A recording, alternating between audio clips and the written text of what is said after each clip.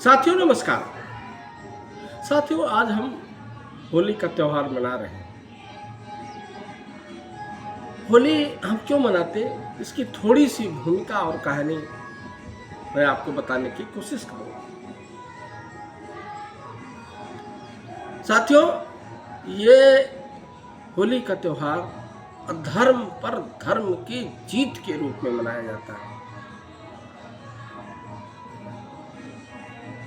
हिरण्यकश्यप एक ही आतताई अत्याचारी राजा था, धर्म के विमुख उसका सब काम था। उसका बेटा था प्रहलाद, लेकिन वो धार्मिक था, भगवान में लीन था, सत्कर्मों में लिप्त था।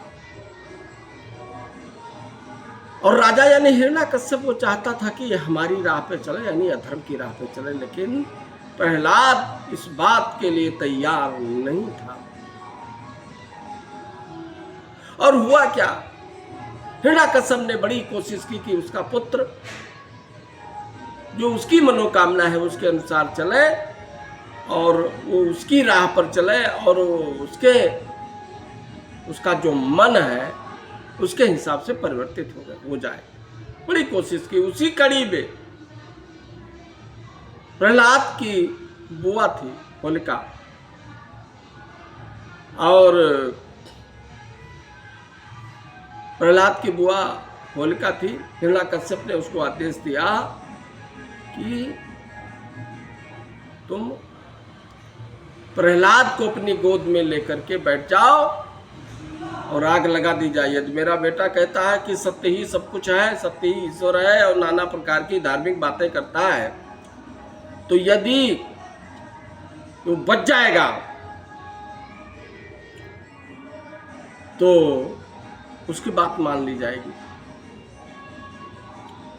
साथियों आपको बताता चलो कि होलिका को एक वरदान था कि उसको आग जला नहीं सकती थी। होलिका इस बात के लिए तैयार हो गई और प्रहलाद को गोद में लेकर बैठ गई और उसके इर्द गिर्द आग लगा दी गई। साथियों उसका वरदान झूठा हो गया। होलिका पूरी तरीके से जल गई, लेकिन प्रहलाद उस आग से बच गया। यानी अधर्म रूपी होलिका का दहन हुआ और सत्य रूपी प्रहलाद बाल बाल बच गया। उसके अगले दिन लोगों ने उत्सव मनाया, रंगोत्सव मनाया। अब उत्सव मनाने के नाना तरीके थे, उस जमाने में जो भी थे उसके हिसाब से लोगों ने बनाया। जो लिखत पढ़त में बात है, लोग एक दूसरे के गालों में, कपड़ों में रंग लगाए, नाना प्रकार के व्यंजन बनाए, खाए, हर्ष मनाए, खुशियां मनाए। ये बात साल दर साल चलती रही। हजारों हजार साल पहले की ये बातें हैं। लेकिन जो हमारी परंपरा है कि अच्छे बातें एक दूसरे को बताते चलते हैं और बताते बताते आज इस रूप में आप देख रहे हैं। और सनातनी हिंदू समुदाय के लोग दुनिया के किसी कोने में है, वो आज होली को उत्सव मनाते हैं, खुशियां मनाते हैं, मिठाइयां बांटते हैं, एक दूसरे के रंग लगाते हैं। और साथियों ये भी बताऊं, इस उत्सव में, इस त्योहार में किसी प्रकार का कोई भेदभाव नहीं, न जात का, न पात का, किसी प्रकार का कोई भेदभाव नहीं। और साथियों हजारों साल से चला रहा है। न जाने कितने हमलावर आए, आक्रमणकारी आए, हमारे देश को, हमारे लोगों को बदलने की कोशिश की, जात के आधार पर, धर्म के आधार पर। यहाँ मुगल आए, हुण आए, क्रिश्चियन आए, हमको बदल नहीं पाए। उन्होंने बड़ी कोशिश की, बड़े लोग लुभावनी चीजें देने की कोशिश की। हम कोई लालच में नहीं है, बहुतायत अभी भी हिंदू है और आगे रहेंगे।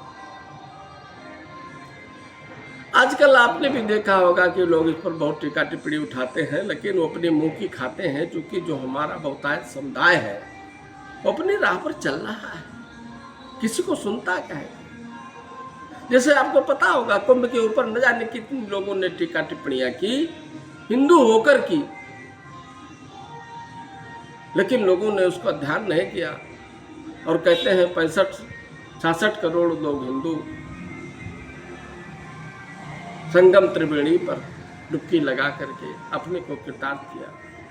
इसी प्रकार से ये त्योहार अनवरत चलता रहेगा, ऐसी कामना है। इससे पहले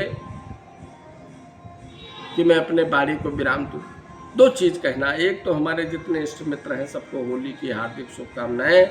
ईश्वर आपका आगे का आने वाला जीवन मंगलमय रखें, खुशियों से भरपूर रखें और आप नित्य नई ऊंचाइयां छुएं, ईश्वर आपको सफल करे। दूसरी बात साथियों, आपके इस मित्र का ये चैनल नया है, छोटा है, इसे लाइक करें, कमेंट करें, शेयर करें और सब्सक्राइब करें। इसी के साथ मैं अपने वाणी को विराम देता हूँ। जय श्री राम, धन्यवाद।